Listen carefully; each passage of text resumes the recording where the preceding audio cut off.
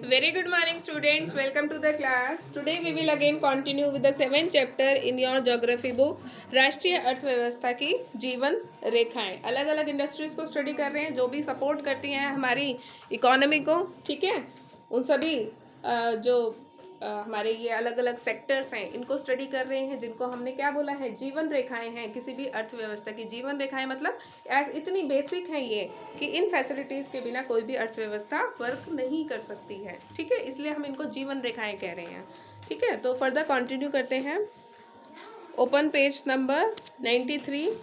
देश में पाइपलाइन परिवहन के 3 मुख्य जाल. This is your heading. Page number 93, second paragraph. देश में पाइपलाइन परिवहन के 3 प्रमुख जाल हैं. फर्स्ट, ऊपरी असम के तेल क्षेत्रों से गुवाहाटी, बरौनी व इलाहाबाद के रास्ते कानपुर, उत्तर प्रदेश तक. इसकी एक शाखा बरौनी से राजबंद होकर हल्दिया तक है. दूसरी राजबंद से मोरी ग्राम तक तथा गुवाहाटी से सिलीगुड़ी तक है. बेसिकली आपको ये लर्न करना है कि कौन कौन से एरिया में जो है ये पाइपलाइन बिछी हुई है. ठीक है, सो दैट अगर इन केस अगर मैप में आपको फिल करना होता है तो आप फिल कर सकते हो. ठीक है. सेकंड, गुजरात में सलाया से विरमगांव, मथुरा, दिल्ली व सोनीपत के रास्ते पंजाब से जालंधर तक. इसकी अन्य शाखा वडोदरा के निकट कोयलिक को चक्षु व अन्य स्थानों से जोड़ती है. थर्ड, गैस पाइपलाइन गुजरात में हजीरा को उत्तर प्रदेश में जगदीशपुर से मिलाती है. यह मध्य प्रदेश के विजयपुर के रास्ते होकर जाती है. इसकी शाखाएं राजस्थान में कोटा तथा उत्तर प्रदेश के शाहजहांपुर, बबराला व अन्य स्थानों पर है. जल परिवहन. भारत के लोग अंतकाल से समुद्री यात्राएं करते रहे हैं. इसके नाविकों ने दूर तथा पास के क्षेत्रों में भारतीय संस्कृति व व्यापार को फैलाया है. ठीक है, हिस्ट्री में हम स्टडी कर ही चुके हैं. बहुत सारे ऐसे ट्रैवलर्स थे, स्पेशली जो यूरोपियन ट्रैवलर्स थे, पानी के रास्ते आए थे. ठीक है, तो जल परिवहन तो सबसे ancient, one of the ancient method है ट्रैवलिंग के लिए. ठीक है, जो पहले के टाइम से यूज होता आ रहा है. जल परिवहन का सबसे सस्ता साधन है. यह भारी व स्थूलकाय वस्तुएं ढोने में अनुकूल है. यह परिवहन साधनों में ऊर्जा सक्षम तथा पर्यावरण अनुकूल है. पर्यावरण अनुकूल क्यों है? क्योंकि पोल्यूशन सबसे कम फैलता है इस संसाधन से. भारत में अतः स्थलीय नौ संचालन जल मार्ग 1400-500 किलोमीटर लंबा है. इसमें केवल 5685 किलोमीटर मार्ग ही मशीनीकृत नौकाओं द्वारा तय किया जाता है. निम्न जल मार्गों को भारत सरकार द्वारा राष्ट्रीय जल मार्ग घोषित किया गया है. ठीक है, मेन ये याद रखना आपको कौन कौन से राष्ट्रीय जल मार्ग है हमारे. यस. फर्स्ट, हल्दिया तथा इलाहाबाद. सेकंड, सदिया व धुबरी. थर्ड, केरल में पश्चिम तटीय नहर. फोर्थ, काकीनाडा और पुदुचेरी. फोर्थ, माताई नदी महानदी के डेल्टा. प्रमुख समुद्री पतन.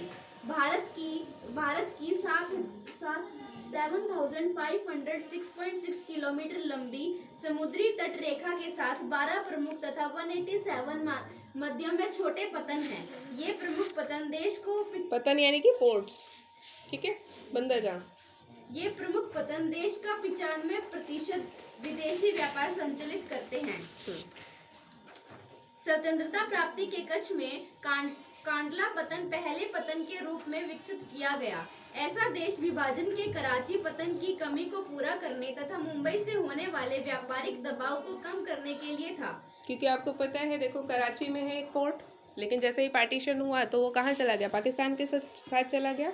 ठीक है, तो उसको सब्सटीट्यूट करने के लिए कांडला पोर्ट जो है वो बनाया गया था, उसको डेवलप किया गया था.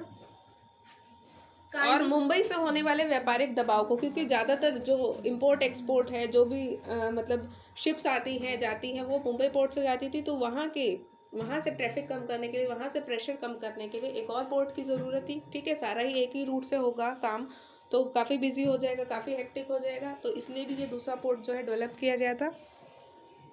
कांडला एक ज्वारीय पतन है। यह जम्मू कश्मीर, हिमाचल प्रदेश, पंजाब, हरियाणा, राजस्थान व गुजरात के औद्योगिक तथा खाद्यान्नों के आयात निर्यात को संचालित करता है। मुंबई बृहत्तम पतन है जिसके प्राकृतिक, खुले, विस्तृत व सुचारू पोताश्रय हैं। मुंबई पतन के अधिक परिवहन को ध्यान में रखकर इसके सामने जवाहरलाल नेहरू पतन विकसित किया गया, जो इस पूरे क्षेत्र को एक समूह पतन की सुविधा भी प्रदान कर सके। लौह अयस्क के निर्यात के संदर्भ में मारमागांव पतन देश का महत्वपूर्ण पतन है। यहाँ से देश के कुल निर्यात का आधा 50% लौह अयस्क निर्यात किया जाता है। ठीक है, अब जैसे सपोज शॉर्ट क्वेश्चन में आपका बनता है कि लौह अयस्क का मेन पोर्ट कौन सा है जहाँ से इसको निर्यात किया जाता है, तो आपको नाम याद रखना है, दैट इज न्यू मैंगलोर। नाम बताओ। मारमागांव पोर्ट, ठीक है।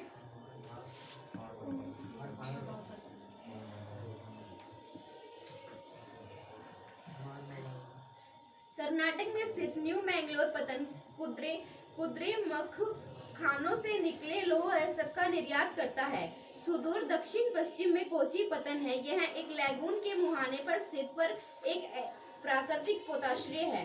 देखो, कुछ पोर्ट तो नेचुरली डेवलप हो जाते हैं, हार्बर्स जो होते हैं, पोर्ट जो होते हैं, ठीक है, कुछ मैन मेड भी होते हैं, ठीक है। तो जो मुंबई वाला है दैट इज नेचुरल, क्लियर। तो कुछ जैसे नेचुरल पोर्ट है तो वो फैसिलिटी अपने आप प्रोवाइड करते हैं हमें एज अ पोर्ट।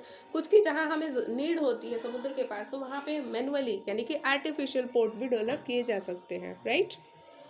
पूर्वी तट के साथ तमिलनाडु में दक्षिण पूर्वी छोर पर तूतीकोरन पतन है।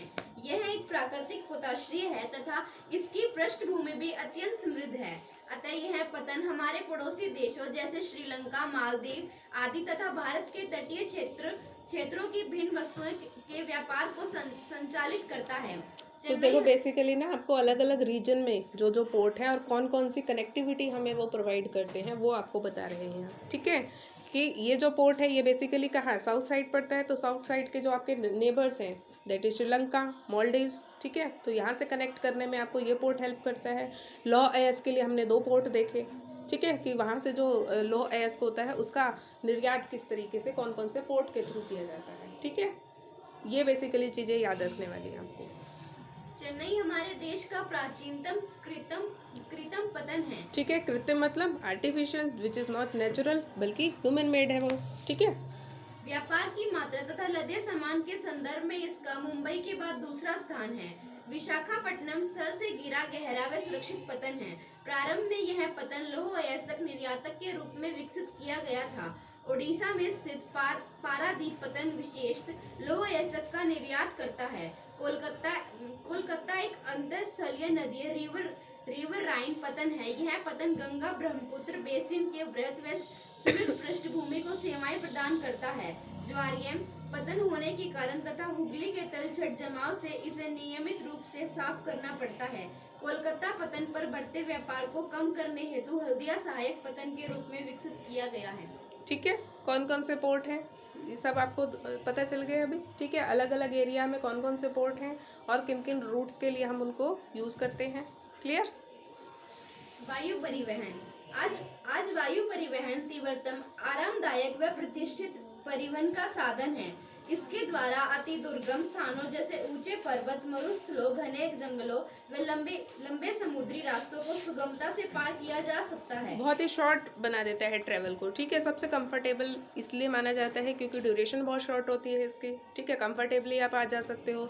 दूसरा, वेदर का बहुत ज़्यादा, समुद्र में जाते हो बहुत लॉन्ग आवर्स भी लगते हैं आपको, ठीक है। और पानी का रास्ता टफ भी होता है कहीं ना कहीं, तो उसके कंपैरिजन में जो आपका वायु मार्ग है वो आपको काफ़ी कन्वीनियंट वे प्रोवाइड करता है ट्रेवलिंग के लिए, ठीक है। और सबसे बड़ा फ़ायदा इसका यही है कि सबसे ज़्यादा जो है सबसे कम टाइम कंज्यूमर जो है इस रूट से, इस मतलब ट्रांसपोर्टेशन मोड को अगर आप यूज़ करते हैं तो सबसे कम टाइम में आप ट्रेवल कर सकते हैं। वायु परिवहन के अभाव में देश के उत्तरी पूर्वी राज्यों के विषय में सोचे जहां बड़ी नदियां, विच्छिन्न धरातल, घने जंगल, निरंतर बाढ़ आदि एक सामान्य बात है। हवाई यात्रा ने इसे अधिक अभिगम्य बना दिया है। देखो, पहाड़ी रास्तों में रेलवे लाइन मुश्किल, रोड लाइन बनानी मुश्किल, ठीक है, तो वहाँ से बाय एयर पहुँचना ज़्यादा इजी होता है। उसी तरीके से जो नदियों के रास्ते होते हैं वहाँ पे ट्रैवलिंग के लिए प्रॉब्लम है, ठीक है, कभी बाढ़ आ गई है, ठीक है, या फिर कोई और नेचुरल क्लैमिटी है, तो उस कंडीशन में भी क्या होता है, जो आपके ये जो वायु मार्ग से चलने वाली जो भी फैसिलिटीज़ है, जो भी आपके जो मोड्स होते हैं, ये कन्वीनियंट होते हैं और ज़्यादा इजी इनकी रीच होती है। क्लियर, करो फर्दर, लगातार करो। सन 1953 में वायु परिवहन का राष्ट्रीयकरण किया गया। व्यवहारिक तौर पर Indian airlines, alliance air, Indian airlines की अनुषंगी तथा कई निजी एयरलाइंस घरेलू विमान सेवाएं उपलब्ध कराती है। एयर इंडिया, देखो घरेलू विमान सेवाएं मतलब विद इन द कंट्री जो आपको एयर सर्विसेज देती है, ठीक है, कि विद इन कंट्री अगर आपको ट्रैवल करना है उनको हम क्या कहेंगे, घरेलू वायु सेवाएं, ठीक है, और जो दूसरी कंट्रीज तक जाती हैं वो आपकी अंतर्राष्ट्रीय वायु सेवाएं हो जाती हैं। क्लियर, अंतर्राष्ट्रीय वायु सेवाएं प्रदान करती हैं। पवन हंस हेलीकॉप्टर लिमिटेड तेल व प्राकृतिक गैस आयोग को इसकी अपतटीय संक्रियाओं में तथा अगम्य व दुर्लभ भूभागों जैसे उत्तरी पूर्वी राज्यों तथा जम्मू कश्मीर, हिमाचल प्रदेश व उत्तराखंड के आंतरिक क्षेत्रों में हेलीकॉप्टर सेवाएं उपलब्ध करवाता है। इंडियन एयरलाइंस की संक्रियाएं पड़ोसी देशों दक्षिण एशिया, दक्षिण पूर्वी एशिया और मध्य एशिया तक विस्तृत हैं। ठीक है, कंटिन्यूस आपको पता है सक्रिय उड़ानें हैं इनकी आसपास की कंट्रीज़ में, जहाँ जहाँ के आपको नाम पता है, तो यहाँ पे बताया है इंडियन एयरलाइंस की डायरेक्ट कनेक्टिविटी है। क्लियर, हवाई यात्रा सभी व्यक्तियों की पहुंच में नहीं है। केवल उत्तरी पूर्वी राज्यों में इन सेवाओं को आम आदमी तक उपलब्ध करवाने हेतु विशेष प्रबंध किए गए हैं। क्यों नहीं है ये आम लोगों की पहुंच में?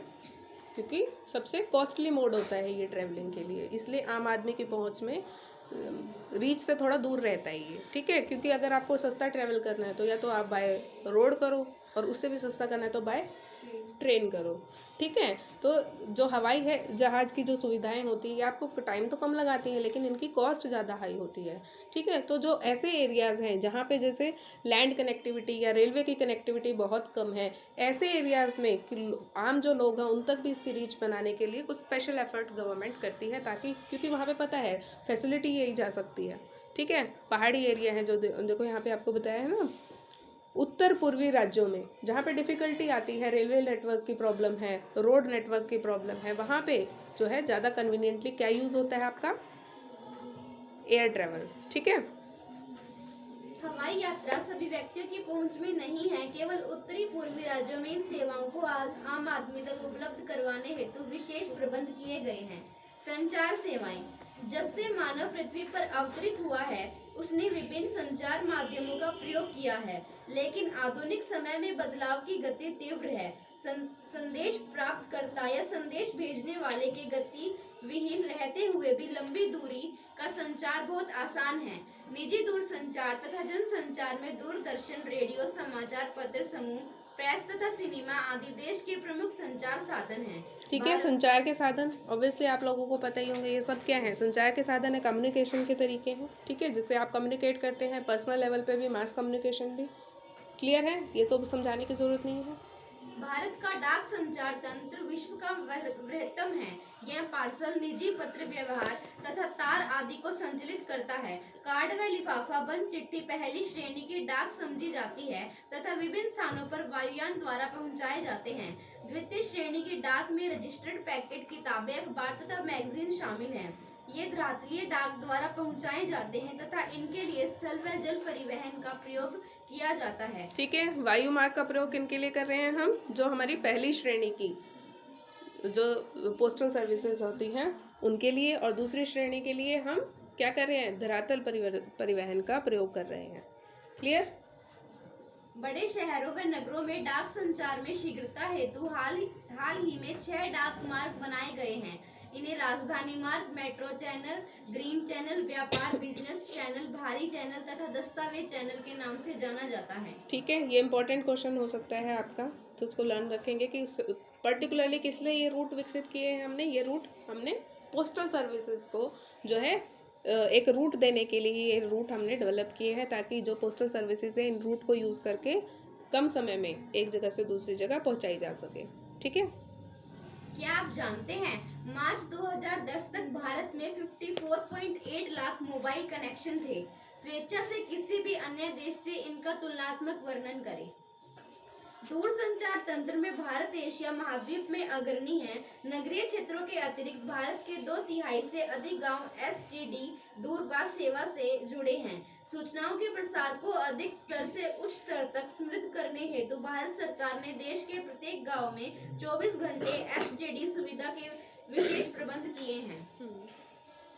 पूरे देश भर में एसटीडी की दरों की भी नियमित किया है। यह सब सूचना संचार व अंतरिक्ष प्रौद्योगिकी के समन्वित विकास से ही संभव हो पाया है। जनसंचार मानव को मनोरंजन के साथ बहुत से राष्ट्रीय कार्यक्रम व नीतियों के विषय में जागरूक करता है। इसमें रेडियो, दूरदर्शन, समाचार पत्र, पत्रिकाएं, किताबें तथा चलचित्र सम्मिलित है। आकाशवाणी, ऑल इंडिया रेडियो राष्ट्रीय क्षेत्रों तथा स्थानीय भाषा में देश के विभिन्न भागों में अनेक वर्गों के व्यक्तियों के लिए विविध कार्यक्रम प्रसारित करता है। दूरदर्शन देश का राष्ट्रीय समाचार व संदेश माध्यम है तथा विश्व के बृहत्तम संचार तंत्र में एक है। यह विभिन्न आयु वर्ग के व्यक्तियों हेतु मनोरंजक, ज्ञानवर्धक व खेल जगत संबंधी कार्यक्रम प्रसारित करता है। देखो, जो आपके ऐसी सर्विसेज होती है जैसे रेडियो हो गया, टेलीविज़न हो गई और न्यूज़पेपर हो गए, मैगजीन हो गई, ये इतनी सस्ती क्यों होती है? इसका एक रीज़न ये भी होता है कि गवर्नमेंट का जो है बात रखने का तरीका यही होता है। ठीक है, लोगों से अब सरकार ने कोई स्कीम अगर अप्लाई करी है, मान लो कोई स्कीम बनाई है लोगों के लिए, लोगों तक पहुंचानी है, तो कैसे पहुंचाएगा? रेडियो से, टेलीविज़न से, न्यूज़पेपर से, मैगजीन से। ठीक है, और अगर ये सस्ती नहीं होगी तो कम लोग खरीद पाएंगे, मतलब सरकार की बात कम लोगों तक पहुंच पाएगी। ठीक है, तो ये जो संचार के साधन होते हैं ये कंपैरेटिवली चीप इसलिए होते हैं क्योंकि सरकार को अपनी जो भी बातें हैं वो पहुंचाने के लिए इनको यूज़ करना पड़ता है, मास कम्युनिकेशन के लिए इस्तेमाल करना होता है। इसीलिए ये सारी सुविधाएं हमें ना के बराबर कॉस्ट पे हमें मिलती हैं। क्लियर? और जो ये कंपनीज हैं ये अपनी कॉस्ट कहाँ से निकालती हैं? फिर कैसे निकालेंगी? पढ़ा था हमने 2 चैप्टर पहले ही, एडवर्टीजमेंट के थ्रू। अब न्यूज़पेपर है, 5 रुपए का, 10 रुपए का न्यूज़पेपर बिकता है, लेकिन उसमें उसकी कॉस्ट तो इतनी नहीं आती होगी ना, ज़्यादा ही आती होगी ना। क्यों? क्योंकि एक न्यूज़पेपर पब्लिश करने के लिए कितनी रिपोर्टर भी लगता होगा, मशीनें भी लगती है, ठीक है, इंक भी लगती है और बहुत सारे एम्प्लॉयज़ भी होते हैं वहाँ। क्या 10 रुपए का एक न्यूज़पेपर इन सब की कॉस्ट निकाल सकता है? नहीं निकाल सकता। कॉस्ट कहाँ से निकलती है? जो उसमें एडवर्टीजमेंट आती है न्यूज़पेपर में, मैगजीन में, टीवी में, हर जगह तो दिखती है। तो वो वही से जो है कॉस्ट कटिंग, मतलब कॉस्ट का जो पूरा एक मैनेजमेंट होता है कंपनीज करती हैं, जो भी है, टेलीविज़न की है, न्यूज़ की है, कोई भी है। ठीक है, अदरवाइज़ तो हमारा जो केबल ऑपरेटर का चार्ज है वो भी बहुत कम होता है। कितने सारे चैनल आपको मिलते हैं ना मिनिमम से एक कॉस्ट पे करके, बट अदरवाइज़ आप देखो तो पूरा सेटअप, अगर आप मान लो न्यूज़ ही देख रहे हो, न्यूज़ में आपको सिर्फ एक एंकर दिखाई देता है, लेकिन उसके पीछे कितने लोग हैं? ठीक है, एक पूरी टीम होती है ना, कैमरामैन भी है, लाइट भी है, स्टूडियो भी है, ठीक है, डायरेक्टर भी है, एडिटर भी होगा उसका। तो ये इन सब चीज़ों की कॉस्ट कहाँ से निकलती है? एडवर्टीजमेंट से निकलती है। क्लियर? आप लोगों को कितना पे करना होता है? आपका मंथली चार्ज होता है जिसको आप पे करते हो, आपके घर में पूरे मंथ का आपको फैसिलिटी आती है। ठीक है, सारे चैनल्स देखते हो आप लोग। क्लियर? तो इनको सस्ता भी इसीलिए रखना भी ज़रूरी है क्योंकि ताकि जब भी सरकार को कुछ बात कहनी है, कोई भी बात पहुंचानी है, तो ज़्यादा से ज़्यादा लोगों की रीच तक वो चीज़ पहुंच सके। क्लियर? भारत में वर्ष भर अनेक समाचार पत्र तथा सामयिक पत्रिकाएं प्रकाशित की जाती हैं। ये पत्रिकाएं सामयिक होने के नाते जैसे मासिक, साप्ताहिक आदि कई प्रकार की हैं। समाचार पत्र लगभग 100 भाषाओं तथा बोलियों में प्रकाशित होते हैं। क्या आप जानते हैं कि हमारे देश में सर्वाधिक समाचार पत्र हिंदी भाषा में प्रकाशित होते हैं तथा इसके बाद अंग्रेजी व उर्दू के समाचार पत्र आते हैं। भारत विश्व में सर्वाधिक चलचित्रों का उत्पादक भी है। ये तो आप सब लोगों को पता होगा। सबसे ज़्यादा मूवीज़ कहाँ बनती हैं? इंडिया में। चलचित्र मतलब मूवीज़, सबसे ज़्यादा मूवी प्रोडक्शन इंडिया में ही होता है। यह कम अवधि वाली फिल्में, वीडियो, फीचर फिल्म तथा छोटी वीडियो फिल्में बनाता है। भारतीय व विदेशी सभी फिल्मों को प्रमाणित करने का अधिकार केंद्रीय फिल्म प्रमाण board, central board of film certification को है। ठीक है, याद रखना ही नाम। वैसे तो पता ही होगा, जो मूवीज देखते हैं उनको पता ही होता है कौन सेंसर करता है, कौन पास करता है मूवीज को। अंतर्राष्ट्रीय व्यापार राज्यों व देशों में व्यक्तियों के बीच वस्तुओं का आदान प्रदान व्यापार कहलाता है। बाजार एक ऐसी जगह है जहां इसका विनिमय होता है। जो दो देशों के मध्य यह व्यापार अंतर्राष्ट्रीय व्यापार कहलाता है। यह समुद्री, हवाई व स्थलीय मार्गों द्वारा हो सकता है। यद्यपि स्थानीय व्यापार शहरों, कस्बों व गांवों में होता है। राज्य स्तरीय व्यापार दो या अधिक राज्यों के मध्य होता है। एक देश के अंतर्राष्ट्रीय व्यापार की प्रगति उसके आर्थिक वैभव का सूचक है। इसलिए इसे राष्ट्र का आर्थिक बैरोमीटर भी कहा जाता है। ठीक है, किसको कह रहे हैं हम? किसी देश का आर्थिक बैरोमीटर किसको कह रहे हैं? किसको कह रहे हैं हम? जो भी इकोनॉमिक एक्टिविटीज हम करते हैं दूसरी कंट्रीज के साथ, जितना अच्छा हमारा दूसरी कंट्रीज के साथ इकोनॉमिक ट्रेड होगा, ठीक है, चाहे वो आयात है चाहे वो निर्यात है। वैसे तो क्या होना चाहिए, निर्यात कम होना चाहिए, आयात ज़्यादा होना चाहिए, तभी तो हमें फ़ायदा होगा ना। लेकिन फिर भी दोनों चीज़ें जहाँ पे होती है वही उसी को हम एक जो है एज अ बैरोमीटर यूज़ करते हैं किसी भी कंट्री के इकोनॉमिक डेवलपमेंट को जब हम मेज़र करते हैं। ठीक है, कि कोई कंट्री कितनी डेवलप है कैसे पता लगेगा, क्योंकि उसका जो है कितनी सारी कंट्रीज़ के साथ इकोनॉमिक रिलेशन है। ठीक, सभी देश अंतर्राष्ट्रीय व्यापार पर निर्भर हैं क्योंकि संसाधनों की उपलब्धता क्षेत्रीय है, अर्थात इनका वितरण असमान है। कैसे है असमान? हमने कहा हम बहुत ज़्यादा डिपेंडेंट हैं दूसरी कंट्रीज़ पे, और सिर्फ हम नहीं, सभी डिपेंडेंट है एक दूसरी कंट्री पे। क्यों डिपेंडेंट है? क्योंकि जो संसाधन है हमारे, जो रिसोर्सेज हैं, ये क्या है, रीजन बेस्ड होते हैं। अब भारत में तो तेल नहीं निकलता, तो हम क्या है, ऑयल इम्पोर्टिंग कंट्री है, हमें तेल बाहर से इम्पोर्ट करना पड़ता है। इसी तरीके से बहुत सारी कंट्रीज ऐसी है जहाँ की जो जलवायु है, क्लाइमेट है, वो खेती को नहीं प्रमोट करता, तो वो गेहूँ हमसे खरीदते हैं। ठीक है, क्योंकि हमारा क्लाइमेटिक कंडीशन क्या है, एक एग्रीकल्चरल कंट्री है हम। ठीक है, हमारे यहाँ इजी है क्रॉप्स को ग्रो करना, बारिश अच्छी होती है। कुछ एरिया ऐसे हैं जहाँ पे बारिश नहीं होती है तो वो क्रॉप्स नहीं उगा सकते हैं, तो वो दूसरी चीज़ों में इन्वेस्ट करते हैं। ठीक है, अब जो ये स्पेशली जो पोलर रीजन के जो कंट्रीज़ हैं जहाँ पे हमेशा ही बर्फ़ पड़ी रहती है, तो वो उनका क्या है इकोनॉमिक सोर्स, टूरिज़्म है। ठीक है, जहाँ पे कुछ उग ही नहीं सकता, कुछ ग्रो ही नहीं हो सकता, तो फिर वो क्या करते हैं, अपना टूरिज़्म बढ़ाते हैं। ठीक है, अपनी बैंकिंग फैसिलिटी बढ़ाते हैं। अब जैसे आप लोगों को पता होगा, ज़्यादातर आप लोगों ने सुना होगा, एक ही जो है इंटरनेशनल लेवल पे एक बैंक का नाम सुना होगा जहाँ पे सब लोग अपना पैसा जमा कराते हैं, काला धन स्पेशली जिसको कहते हैं। कहाँ कराते हैं काले धन के लिए? कौन सी कंट्री फेमस है बैंक के लिए? कहते हैं ना, आपके उस कंट्री में बैंक अकाउंट है, स्विस कंट्री बोलते हैं ना। अब स्विस कंट्री यानी कि स्विट्जरलैंड, वहाँ पे क्या है, हमेशा बर्फ रहती है। कैसे कमाई करता है वो? उसने बैंकिंग फैसिलिटी इजी कर रखी है, बैंक खाते खोलना और सब चीज़ें बहुत इजी, बहुत रिलैक्स्ड है। दूसरी चीज़, वहाँ का टूरिज़्म उन्होंने प्रमोट किया है, जाते हैं लोग छुट्टियाँ मनाने वहाँ पे, तो वहाँ पे कोई चीज़ पे प्रोड्यूस नहीं हो सकती जहाँ पे कोई नेचुरल फैसिलिटी नहीं होती, कोई नेचुरल रिसोर्स नहीं होता, तो उन कंट्रीज़ को भी तो सेल्फ रिलायंट तो होना ही है ना किसी ना किसी चीज़ में। हर चीज़ के लिए तो आप एक्सपोर्ट्स पर डिपेंड नहीं कर सकते कि दूसरी कंट्री से हम जो है इंपोर्ट कर लेंगे और दूसरी कंट्री के एक्सपोर्ट्स पे डिपेंड 100% डिपेंड हो जाए। कुछ ना कुछ तो करना पड़ेगा। उसी तरीके से कुछ लैंडलॉक कंट्रीज होती हैं, पता है लैंडलॉक कंट्रीज पता है क्या होती हैं? नहीं पता है लैंडलॉक कंट्रीज। अब इंडिया क्या है, पेनिनसुलर कंट्री है एक। इंडिया क्या है, एक पेनिनसुलर कंट्री है। आइलैंड, पेनिनसुलर, ये भी नहीं पता क्या होते हैं? अच्छा ठीक है, देखो आइलैंड कंट्री क्या होती है? आइलैंड वो होता है जो चारों तरफ, एक ऐसा लैंड जिसके चारों तरफ पानी है, दैट इज आइलैंड। ठीक, ऐसी लैंड जिसके 3 तरफ पानी है, एक साइड लैंड है, वो पेनिनसुलर होता है। इंडिया है पेनिनसुलर। नॉर्थ में क्या है, लैंड कनेक्टिविटी है, लेकिन ईस्ट में, वेस्ट में, साउथ में वाटर है, 3 साइड वाटर है, दैट मीन्स पेनिनसुलर। ठीक, आइलैंड वो जिसके चारों तरफ पानी, पेनिनसुलर वो जिसके 3 साइड्स पे वाटर है, और लैंडलॉक वो हो जाती है जिसके चारों तरफ लैंड है, वाटर है ही नहीं। जैसे कि एनी एग्जांपल, लैंडलॉक कंट्री का कोई एग्जांपल? नेपाल है, अफगानिस्तान है। ठीक है, जिनके चारों तरफ क्या है, कोई भी सी या फिर कोई भी ओशन नहीं है।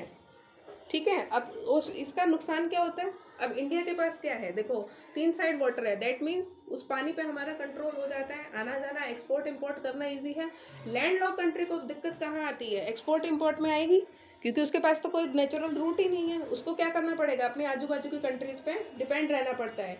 अब इंडिया को देखो बेनिफिट कैसे है, अब हमारे 3 साइड पानी है, हमें कहीं से ऑयल इंपोर्ट करना है, एक्सपोर्ट करना है, जो भी करना है हम सीधा वाटर रूट से जा सकते हैं, हमें किसी कंट्री की परमिशन तो नहीं है ना, हम किसी का लैंड इस्तेमाल नहीं कर रहे हैं, हम तो सी रूट इस्तेमाल कर रहे हैं, तो ईजी है हमारे लिए। तो हमारे लिए आर्थिक उन्नति करना भी ईजी है। लैंड ऑफ कंट्री को क्या दिक्कत आती है, उसको दूसरी कंट्री की परमिशन लगती है आस पड़ोस की। अब उसको लैंड कहीं ना कहीं से अगर मान लो ये हम लेते हैं, नेपाल लेते हैं, नेपाल को सपोज ऑयल मंगाना है, ऑयल कंट्रीज आप सबको पता है कहाँ पे है।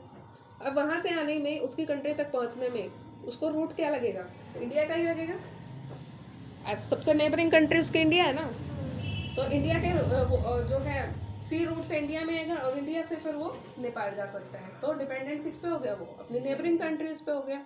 अब इंडिया से अगर उसके रिलेशन खराब हो जाएंगे, दैट मीन्स वहाँ पे सामान जाना बंद हो जाएगा। तो जो लैंड लॉक कंट्रीज होती हैं कहीं ना कहीं वो जो है उनकी डिमेरिट ये हो जाती है कि वो अपनी आजू बाजू की जो कंट्रीज हैं उन पर डिपेंडेंट होती हैं, उनसे उनको रिलेशन अच्छे रखने ही पड़ते हैं। एक भी कंट्री के साथ जिससे भी वो बॉर्डर शेयर करती हैं, अगर उनके रिलेशन ख़राब हो जाते हैं तो क्या होता है, उस एरिया से वो रोड जो है, वो रास्ता जो है ब्लॉक हो जाता है, क्योंकि फिर वो कंट्री क्यों शेयर करेगी अपना बॉर्डर। ठीक है, अभी तो नेपाल को परमिशन लगती है ना इंडिया से कि अगर उसको अपने कंट्री में कुछ भी इम्पोर्ट करना है, हवाई जहाज़ भी तो आपको पता है डायरेक्ट नहीं आ सकते ना, वो भी तो सीमाएं होती है ना ऊपर भी, तो कि आप इंडिया के ऊपर से नहीं लेके जा सकते विदाउट परमिशन, हर एक कंट्री के साथ है। ऐसा तो नहीं है ना नेपाल को चाहिए तो वो सीधा एयर रूट से सब कुछ मंगा सकता है, अगर भारत की ज़मीन के ऊपर से जाएगा तो भी तो इंडियन अथॉरिटी की परमिशन लगेगी ना। एयर रूट्स पे भी होती है ये चीज़ें। ठीक है, क्लियर कि आप किसी भी देश की ज़मीन के ऊपर से तभी तो निकालोगे ना, अदरवाइज आपको परमिशन नहीं मिलेगी, वहीं घूमते रहोगे हवाई जहाज के लेके। यस, ठीक है, क्लियर। तो लैंड लॉक जो कंट्रीज होती है इन सब चीज़ों के लिए बहुत ज़्यादा डिपेंडेंट हो जाती हैं अपनी नेबरिंग कंट्रीज़ पे, और उनको ध्यान रखना होता है कि जो भी उनकी नेबरिंग कंट्रीज़ हैं उनके साथ उनके रिलेशन अच्छे रहें, तभी वो इम्पोर्ट एक्सपोर्ट कर पाती हैं। उनके लिए फिजिबिलिटी, उनके ज़्यादा चांसेस नहीं होते हैं। जिस तरीके से जो भी कंट्रीज जो जिनके आसपास सी है, ओशन है, सबसे ज़्यादा बेनिफिट वही कंट्रीज उठा पाती हैं। ठीक है, तो हम इस मामले में इंडिया जो है लकी है कि हमारे 3 साइड वाटर है। ठीक है, हम जो है वाटर वेज जो है इजीली इस्तेमाल कर सकते हैं, इवन बहुत सारे कंट्रीज इंडिया पे डिपेंडेंट हैं।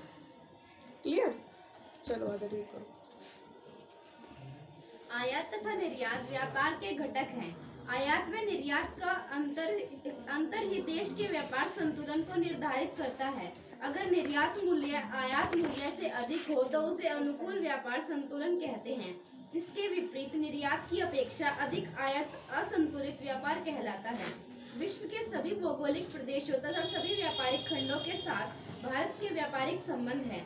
पिछले कुछ वर्षों से वर्ष 2010 से 11 तक निर्यात वृद्धि वाली वस्तुएं थी। कृषि वर्षों से संबंधित उत्पाद वृद्धि 9.9%, खनिज व आयासक 4.0%, रत्न व जवाहरात 14.7% तथा पेट्रोलियम उत्पाद कोयला सहित 16.8% आदि।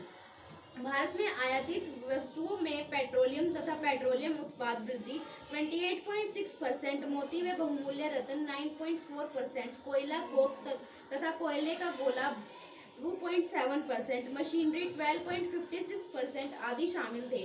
एक समूह के रूप में भारी वस्तुओं के आयात में 28.2% कुल आयात का वृद्धि हुई है। इस समूह में उर्वरक 3.4%, खाद्यान्न 14.3%, वनस्पति तेल 17.4% व न्यूज प्रिंट 40.3%, छपाई मशीनें भी शामिल हैं। अंतर्राष्ट्रीय व्यापार में पिछले 15 वर्षों में भारी बदलाव आया है। वस्तुओं के आदान प्रदान की अपेक्षा ये डेटा वैसे बहुत ही पुराना है, आपको पता लग गया होगा, ये 10 का डेटा देते हैं जनरली आपको, तो ये डेटा आप इस्तेमाल मत करना, इंटरनेट से देखना लेटेस्ट डाटा, अगर आप अपने क्वेश्चंस में यूज भी करते हो तो। अपेक्षा सूचनाओं, ज्ञान तथा प्रौद्योगिकी का आदान प्रदान बढ़ा है। भारत अंतर्राष्ट्रीय स्तर पर एक सॉफ्टवेयर महाशक्ति के रूप में उभरा है तथा सूचना प्रौद्योगिकी के माध्यम से अत्यधिक विदेशी मुद्रा अर्जित कर रहा है। पर्यटन एक व्यापार के रूप में पिछले 3 दशकों में भारत में पर्यटन उद्योग में महत्वपूर्ण वृद्धि हुई है। वर्ष 2020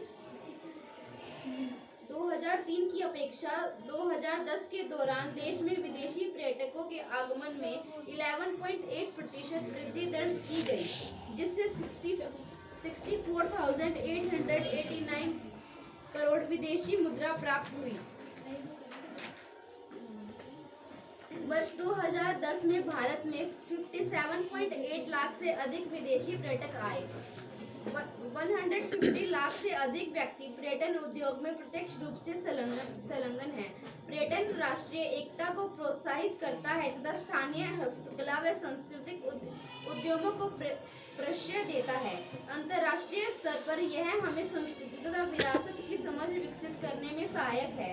विदेशी पर्यटक भारत में विरासत पर्यटन, पारी पर्यटन, रोमांचकारी पर्यटन, सांस्कृतिक पर्यटन, चिकित्सा पर्यटन तथा व्यापारिक पर्यटन के लिए आते हैं। ठीक है, इंडिया का टूरिज्म इन अलग अलग चीज़ों के लिए जाना जाता है। कुछ लोग अपने ट्रीटमेंट कराने के लिए आते हैं, दैट मीन्स वो किस में आएंगे, चिकित्सा पर्यटन के लिए आएंगे। ठीक है, अगर कोई सपोज पहाड़ों पे आया है, पहाड़ों रॉक क्लाइंबिंग के लिए आया है, दैट मीन्स रोमांचकारी पर्यटन के लिए आया है। ठीक, सांस्कृतिक पर्यटन, सपोज वो इंडिया के जो जैसे राजस्थान में है अलग अलग जगह है ना देखने की सांस्कृतिक से रिलेटेड, उनको विजिट करने के लिए आया है कोई फॉरेन से पर्यटक, दैट मीन्स वो कल्चरल विजिट पे है, कल्चरल टूरिज्म के लिए आया है यहाँ पे। ठीक है, इसके अलावा इको टूरिज्म हो सकता है आपका, और व्यापारिक पर्यटन, बिजनेस से रिलेटेड अगर कोई जो है इंडिया में ट्रैवल कर रहा है, इंडिया में जो है विजिट कर रहा है, तो वो इसमें आ जाता है आपका। ठीक है, देश के विभिन्न भागों में पर्यटन की अपार संभावनाएं हैं। पर्यटन उद्योग के विकास हेतु विभिन्न प्रकार के पर्यटन को बढ़ावा देने के प्रयास किया जा रहे हैं। ठीक है, तो जितनी भी इंडस्ट्रीज आपने पढ़ी हैं उनमें से टूरिज्म भी एक सबसे इम्पॉर्टेंट इंडस्ट्री आती है, जो कि काफ़ी रेवेन्यू जनरेट करती है किसी भी इकोनॉमी के लिए। तो हर एक कंट्री, चाहे मतलब कितनी छोटी कंट्री है, उसमें कुछ है या नहीं है, टूरिज्म को कहीं ना कहीं बढ़ावा देना पसंद करती है। क्यों? क्योंकि इनकी कॉस्ट देखो, जो चीज़ें हैं वो वहीं की वहीं रहेंगी। होटल आपने एक बार बना दिया, ठीक है, और जो धरोहर देखने आते हैं, जो चीज़ विजिट करने आते हैं, वो तो आपकी नेचुरल है, ठीक है, वो वहीं रहेगी। तो इसमें कहीं ना कहीं कॉस्ट कम आती है। तो सिंपली आपको क्या करना पड़ता है, मेंटेनेंस की कॉस्ट मेंटेन करनी पड़ती है। तो tourism industry important role play करती है आपको रेवेन्यू जनरेट करने में। क्लियर? तो ये चैप्टर आपका कंप्लीट है यहाँ पे।